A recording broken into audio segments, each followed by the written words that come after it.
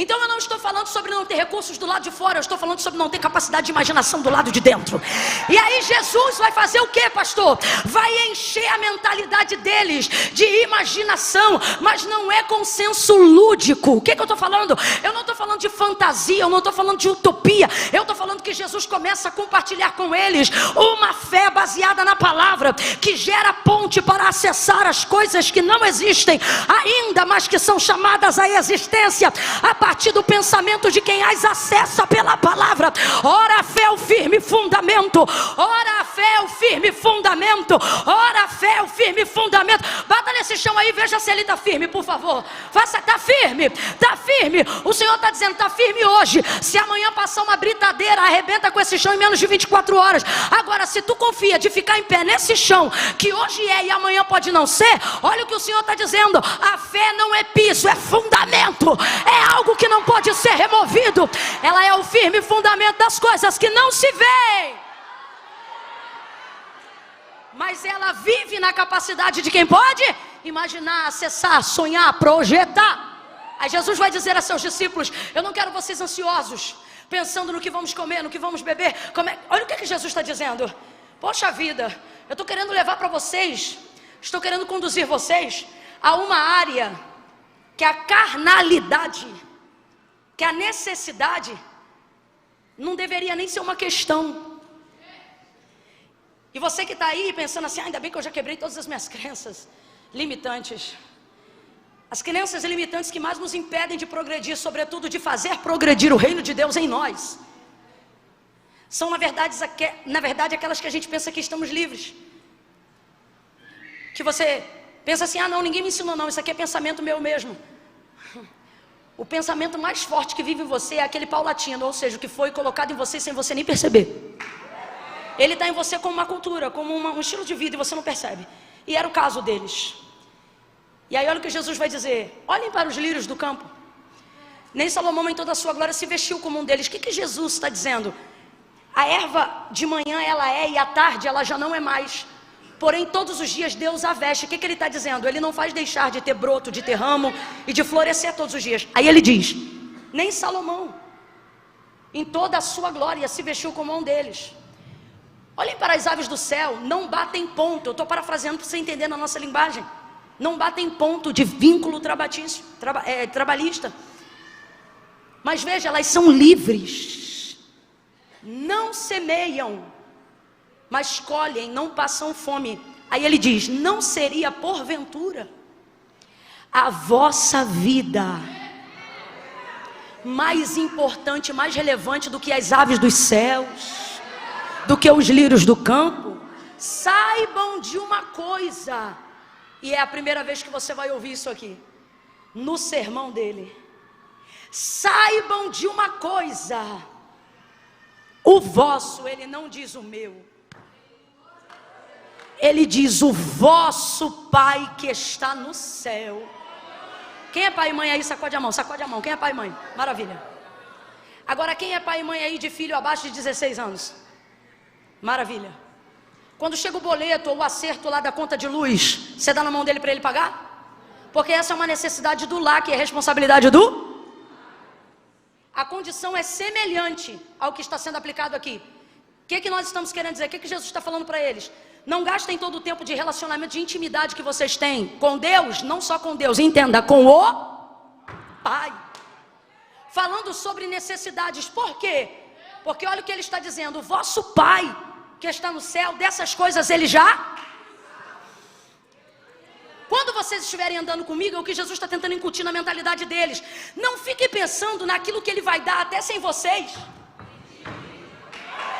Trafega comigo numa via aonde vocês vão suplicar por coisas que o dinheiro não vai precisar comprar. Trafega comigo numa via em que a sua dependência não vai estar limitada na roupa que veste, na casa que mora, no carro que você quer ter. Desculpa, mas você pode ter o melhor carro, a melhor casa, você pode ter a melhor estrutura financeira. Não é sobre isso. Isso vai te gerar enfado, vai te gerar ansiedade, vai te gerar síndrome do pensamento acelerado. Provérbios, Salomão fala sobre isso. Quanto mais o homem enriquece, menor fica o seu tempo, maior fica a sua preocupação, e menos paz muitas das vezes tem dentro da sua casa. Por isso no mesmo texto ele vai dizer: é melhor um bocado seco aonde há paz, do que muita riqueza num banquete aonde há escassez de paz, ou seja, onde não há alegria. Então entenda, olha o que Jesus está dizendo: parem de gastar o tempo da vossa vida pedindo por aquilo que quando vocês não sabiam pedir, o Pai já dava. Quem aqui não nasceu num lar cristão, aprendeu o que era oração outro dia, o que era a vida devocional outro dia, e quando olha para a vida hoje, diante de Deus, diz assim: mano, eu não conhecia Ele, mas Ele já cuidava de mim. Alguém aqui já teve essa experiência? Então seria porventura agora num relacionamento de intimidade que Deus vai querer usar, ou melhor, que você vai usar todo o tempo que você tem para falar só disso? Com todo respeito, mas eu vou falar bem rasgado o que Deus está mandando eu dizer. Sabe o que Ele está dizendo?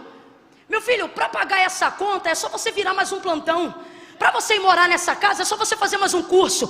Você quer trabalhar naquele lugar, você quer entrar nessa área, acorda mais cedo, estuda e capacita. Eu vou falar mais rasgado. Sabe o que o Senhor está dizendo? Se o dinheiro que você precisa o banco dá, vai falar com o banco, não fala comigo não. Agora, se você falar comigo o que não tem no banco, aí a gente vai começar a transitar numa esfera que ninguém ainda conhece. Então Jesus está chamando eles para coisas maiores. Quem está compreendendo, diga amém. Para compreenderem. Aí agora na celebração da última ceia, Ele quer dar uma conferida. Estou usando uma linguagem assim bem no populacho. Ele quer dar uma conferida se está todo mundo compreendendo a receita, utilizando os ingredientes corretos. Por quê? Porque o corpo de Cristo em carne vai ser assunto. Primeiro vai ser crucificado, vai ser entregue, vai abalar, e depois Ele vai ressuscitar. Vai passar aquele período de 40 dias e depois Ele vai subir e vai se cumprir tudo o que foi dito sobre Ele, pelos profetas maiores, pelos menores, pelo salmo messiânico de Davi. Em Atos dos Apóstolos capítulo 1 se cumpre um deles: levantai, ó portas, as vossas cabeças, levantai, ó portais eternos. Há anjos que começam a fazer a comitiva angelical do Jesus em carne, que começa a subir por entre as nuvens, diante dos olhos dos discípulos que estão presentes. Aquilo ali nada mais é do que o salmo de Davi: levantai, ó portas, as vossas cabeças, levantai, ó portais eternos, para que entre o Rei da Glória. O porteiro nunca abriu a porta de dentro para fora. Então ele diz: quem é este o Rei da Glória? É assim o salmo, quem lembra? Aí os anjos, a comitiva vai adiante: levantai, ó portas, as vossas cabeças, levantai, ó moradas eternas, para que entre o Rei da Glória. O porteiro pergunta: quem é este o Rei da Glória? É poético, mas é o que está acontecendo em Atos 1. Quem é este o Rei da Glória?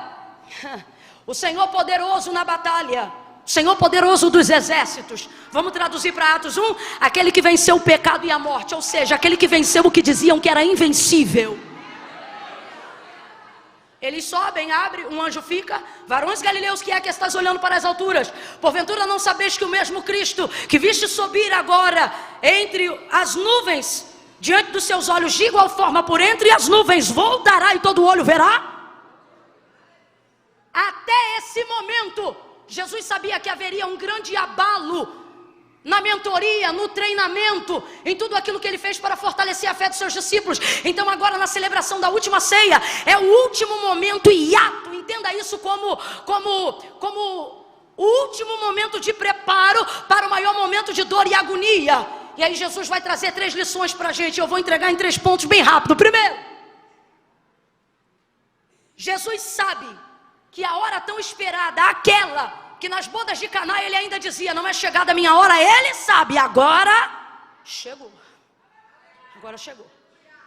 Ele não vai passar esse tempo sem ficar com os seus, sem falar com os seus, sem abençoar os seus. E agora, pasme, num ato solene como o que nós estamos a realizar daqui a alguns minutos nesta noite, na celebração da ceia, cálice, sangue, pão, corpo, memória do Senhor, Ele vai fazer pactos com a igreja. Ele vai dizer: fazei em memória de mim. Ele vai preparar um suco da vida numa adega especial no céu, e Ele diz assim: porque até aquele dia não beberei novamente, até que vocês estejam ao redor da minha mesa.